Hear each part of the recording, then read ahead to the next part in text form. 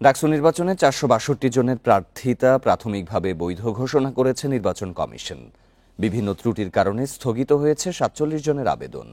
বৃহস্পতিবার রাতে এক ব্রিফিংয়ে এই তথ্য জানান প্রধান নির্বাচন কর্মকর্তা। এদিকে নির্ধারিত সময়ে ভোট নিয়ে সংশয় জানিয়েছেন শিক্ষার্থীরা। ডাকসু নির্বাচন ঘিরে ঢাকা বিশ্ববিদ্যালয় ক্যাম্পাসে সরব ছাত্র সংগঠন ও শিক্ষার্থীরা। এবার রাজনৈতিক বিবেচনায় নয়, যোগ্য প্রার্থীকে ভোট দেবেন শিক্ষার্থীরা। তবে নির্ধারিত তারিখে নির্বাচন নিয়ে সংশয়ে তারা। আমরা মনে করছি বিগত যতগুলো ডাকসু হয়েছে তার থেকে সবচেয়ে প্রতিদ্বন্দ্বিতামূলক এবারে ডাকসুটা হবে। আমরা দ্রুত চাই ডাকসুটা হোক, অবশ্যই এটা জাতীয় নির্বাচনের আগে, আমরা চাই না এটা পিছাক। বৃহস্পতিবার সকালে মধুর ক্যান্টিনে সংবাদ সম্মেলন করে DUCSU for change panel. DUCSU commission বিশেষ পক্ষের হয়ে কাজ করছে বলে অভিযোগ তাদের। আমরা বিশ্ববিদ্যালয়ের নির্বাচন কমিশনার সহ যারা চিফ রিটার্নিং অফিসার সহ যারা ছিলেন তাদেরকে আমরা সেই রকম আন্তরিক দেখি নাই। আমাদের কাছে কেন যেন মনে হচ্ছে যে ওনারা এইরকম সমস্যা যেগুলো খুব সহজেই সমাধান করা যায় ক্যাচাল আসলে ওনারা জিয়ে রাখতেছেন। পরে দুপুরে সংবাদ সম্মেলনে তাদের বিরুদ্ধে ওঠা অভিযোগ অস্বীকার করে ছাত্রদল।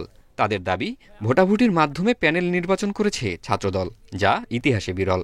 আমাদের যারা সংগঠনের প্রেসিডেন্ট সেক্রেটারি যারা আছেন তারা কিন্তু ইচ্ছা করলেই ভিপিজিএস হতে পারতেন, কিন্তু তারা বর্তমান পরিবেশ পরিস্থিতি এবং ঢাকা বিশ্ববিদ্যালয়ের শিক্ষার্থীদের চাহিদা অনুযায়ী তারা তাদের জায়গা ছেড়ে দিয়ে তাদের নিজেদের মধ্যে একটি নির্বাচন প্রক্রিয়া সম্পন্ন করে এরপর বিকেলে প্যানেল ঘোষণা করে স্বতন্ত্র শিক্ষার্থী ঐক্য। রাজনৈতিক দলের হাত থেকে শিক্ষার্থীদের ভবিষ্যৎ বাঁচানোর লক্ষ্য তাদের। এই ক্যাম্পাসে ছাত্রদের হবে, এটা কোনো সাদা নীল গোলাপি দলের হবে না। তাদের ভয়েস হয়ে ওঠার জন্য আমরা এতটা সাহস করে আমাদের এই পূর্ণাঙ্গ প্যানেল আজকে আত্মপ্রকাশ করেছি। রাত ৯টায় প্রধান নির্বাচন কর্মকর্তা জানান, যাচাই বাছাই শেষে ৫০৯ জনের মধ্যে ৪৬২ জনের প্রার্থিতা বৈধ হয়েছে।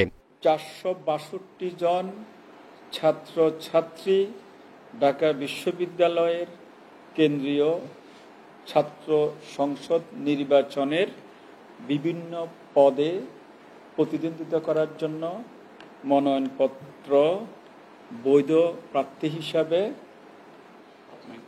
প্রাথমিকভাবে আমরা সিদ্ধান্ত দিয়েছি। শনিবারের মধ্যে আপিল করতে পারবেন মনোনয়ন স্থগিত হওয়া ৪৭ জন।